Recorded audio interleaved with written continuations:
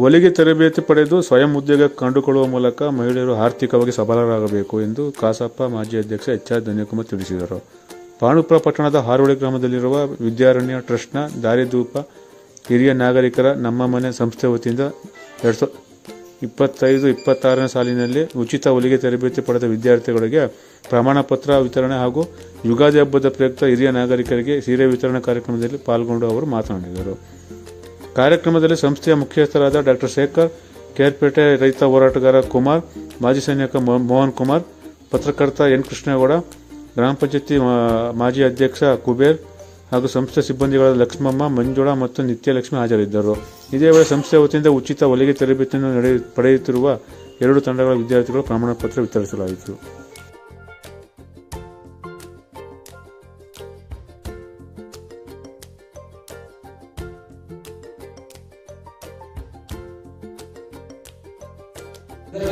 Reservation ಬೇಕು, 30% reservation ಕೊಟ್ಟಿದ್ದಾರೆ.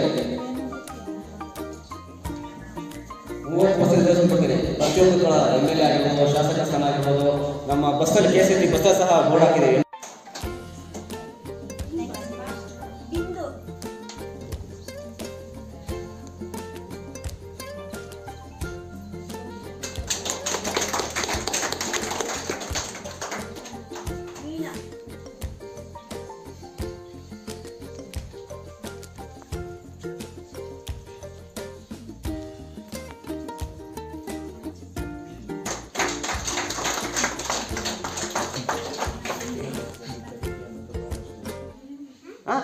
ಮಧ್ಯಾಹ್ನ ಒಂದು ಕಾರ್ಯಕ್ರಮದಲ್ಲಿ ಒಂದು ಯಶಸ್ವಿಗೊಳಿಸಿದ್ರೆ ಮುಂದೆ ಬರೋಕ್ಕೆ ರೆಡಿ ಇಲ್ಲ. ನೀವು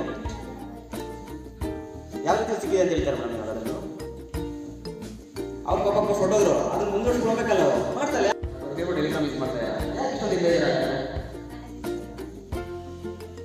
ನಾನು ಕಟ್ಟಿ ಕೇಳ್ತಾ ಇಲ್ಲ, ನಿನ್ನೆ ಕೇಳ್ತಾರಲ್ಲ, ಆನ್ಸರ್ ಮಾಡಿ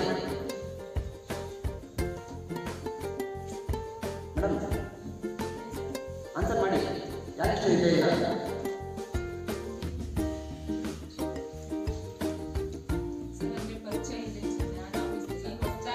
ನಾವು ನಿಮ್ಮ ಅಣ್ಣಂದಿರೇ, ನಿಮ್ಮೂರಿಗೆ ದೊಡ್ಡ ಅಧಿಕಾರಿ ಇದ್ದಾರೆ ನೋಡಿ ಮುಂದೆನೆ. ನಾವು ನಿಮ್ಮ ಅಣ್ಣ ತಮ್ಮದ ಅನ್ಕೋಬಹುದು ಅಲ್ವಾ? ಭಯ ಮೇಡಮ್, ಇಲ್ಲಿ ಯಾರು ಉಳಿಸಿ ಇಲ್ಲ ಮೇಡಮ್. ಎಲ್ಲ ನಾವು ನಿಮ್ಮ ಅಣ್ಣ ತಮ್ಮದಿದ್ದಾರೆ, ಯಾರು ಇಲ್ಲ ನೋಡಿ. ಮುದ್ದಿದ್ದಾರೆ, ನಾವಿದ್ದೀವಿ, ಅಷ್ಟೇ, ಯಾರು ಇಲ್ಲ ಅಲ್ವಾ ಮೇಡಮ್? ಆ ಥರ ಆದರೆ ನಮ್ಮ ರಾಜ್ಕುಮಾರ್ ದೊಡ್ಡ ಹೆಸರು ಮಾಡ್ತಾ ಇರಲಿಲ್ಲ, ಪುನೀತ್ ರಾಜ್ಕುಮಾರ್ ದೊಡ್ಡ ಹೆಸರು ಮಾಡ್ತಾ ಇರಲಿಲ್ಲ, ಪ್ರೇಮಕ್ಕೆ ಕೂತ್ಕೊಂಡ್ರಲ್ವಾ? ಇವತ್ತಿಂದ ನಮ್ಮ ಗಾಂಧಿ ಜನ 12 ಗಂಟೆ ರಾತ್ರಿ ಒಂದು ಹೆಣ್ಮಗು ಓಡಾಡಿದ್ರೆ ಮಾತ್ರ ನಮಗೆ ಸ್ವತಂತ್ರ ಸಿಕ್ಕಿದೆ ಅಂತ ಗೊತ್ತಿಲ್ವಾ? ನೀವು ಆಗ ಬಸ್ಸಲ್ಲಿ ಓಡಿ ಯಾರು ಬಸ್ಸಲ್ಲಿ ಓಡಿಲ್ವಾ? ಮುಂದೆ ನೋಡಿದಿರಾ ಬಸ್ ಹೆಣ್ಮಕ್ಳಿಗೆ ಈ ಒಂದು ಸ್ಥಾನ ಹೆಣ್ಮಕ್ಳಿಗೆ ಅಂತ ಹಾಕಿದ್ದಾರೆ, ನೋಡಿದಿರಾ? ಮತ್ತೆ ವಿಷಯದಿಂದ ಇದ್ದೀರಾ ಸಮಾರೋಹ ಸಮಾರಂಭದಲ್ಲಿ ಪಾಲ್ಗೊಂಡಿದ್ದಾರೆ. ಈ ಟ್ರಸ್ಟಿನ